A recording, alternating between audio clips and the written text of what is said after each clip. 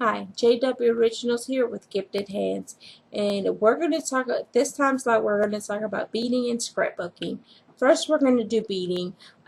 What we're going to do is there's lots of things, this is basically an outline to get you prepared for the tutorials and what's ahead on for Gifted Hands with me. So basically you have to choose which medium. I love using Swarovski crystals, pearls, gems, any stone that I really like that catches my eye that day at the bead store. That's number one. And I have this tray, and in here I have Swarovski crystals, seed beads, delicate beads, 8O beads. So you're going to want to become familiarized with these beads, which is why I'm doing this over bead.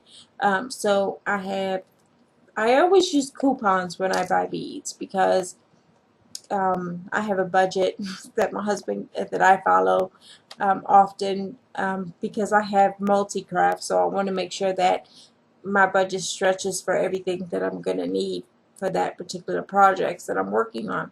So Swarovski crystals, you may find them on sale at Michael's for 40% off or $2.49 a pack, or at your local bead store. So that's what I wanted to let you know. So here I have some pink Swarovski crystal, clear Swarovski crystals, and here I have delicate beads, and I'm sorry, and all the way across here I have seed beads that you can use with various different projects depending on the one you have. Some don't call for seed beads, but most of them do call, but there's a rarity every now and then where you don't use these. So with that said, you're going to use 10 or size 12 needles, monofilament string. You're going to get the 0.10 inches, which is the thin one. You can use Sublemax, any kind of string that you can find in your local hardware store. And for different projects, you may use some Wildfire or Fireline. And the project you use will tell you which specific you're going to use. So next week what we're going to do with beading is we're going to work on a figure 8 bracelet. So you're going to need some 4mm Swarovski crystal, color of your choice, and a guardian, and two, I'm sorry, I'm drawing a blank, and two clasps at the end for next week's video. Now I want to touch a little on scrapbooking, which is also another passion of mine that I like to do with my daughter when she has pictures that I like to catch up. So I'm going to touch on the paper that you're going to want to use. I like using the 12 by 12 pictures in a 12 by 12 album because they give you lots more room to add your pictures, borders, and journaling on. I like this one I use for some Christmas decorations or some Christmas cards if you like making Christmas cards. So we're going to put that aside. And here are the pages that you would use in a 12 by 12. This is a hinged one. Right here, it's got the little two staplers right here.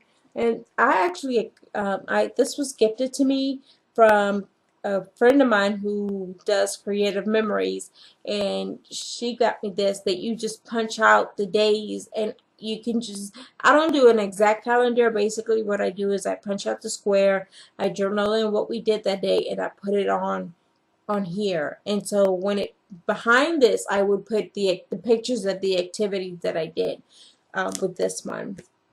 And here's a sheet of vellum. This is 8.5 by 11, just like a regular sheet of copy paper. Now this, they have albums this size, but you're up to you if you want to make an album of your size, just like this one, if it's more manageable, or you can use it. I use these in a 12 by 12 also, in different ways. I mainly use these for cards. If I'm going to make a card as the overlay, I think it gives it a nice touch, a lacy touch, but it's up to you. You can use whatever medium or how you choose to make it in. And I'm going to show you, this is a stamp. I like to buy stamps And I don't know if you know, but sometimes Michael's or Joann's will have them in their dollar bin, and they're good stamps. Sorry about that, my computer timed out. So, and they have, you know, good stamps. I like to use diamond glaze stamps. I'm sorry, punch outs, and this happens to be a little flower. And I want to show you my 12 by 12 book. This is our family book that I've moved on to a new one because this one is full. And in here you'll see various pictures of our 4th of July weekend, Fifi's 6th birthday, um, us at her birthday party, and let's see what else we have in here. Oh yeah, and us at the beach. I'm sorry, this is in our driveway right here. And basically what we did here was we were washing the car and it was a hot day and she kind of just fell into the bucket. So I snapped the picture, I mounted it, and I added onto this picture here. And this is us over here at that bear place that you can make your own bear at. And I used to, what I did here was I used a actual fabric of a bear and I laminated and I stuck it in there also, and a picture of them with at Care Bear. I'm sorry, Create a Bear. I'm so bad with names sometimes. Please forgive me. And this is my daughter's baby book. And this is the smaller one. I forget the dimensions on here, but her original baby book that my sister gave me in 1997 started to erode a little bit, so I had to take the pictures out and re-journal everything, but I was managed to save a lot. So here's Fifi with her cousins, and this is her 5th birthday. So basically, this one goes up from birth to her 1st birthday. Sorry, 5th birthday. So I journaled everything about the day she was born. I added some stickers, some fun pages, and these little pages here, which I think are 8 by 10. I'm sorry, 8 by 20. I can't exactly remember, but I just added these in here. And like this one is, this little crib was 99 cents, and it came with a whole lot of other items.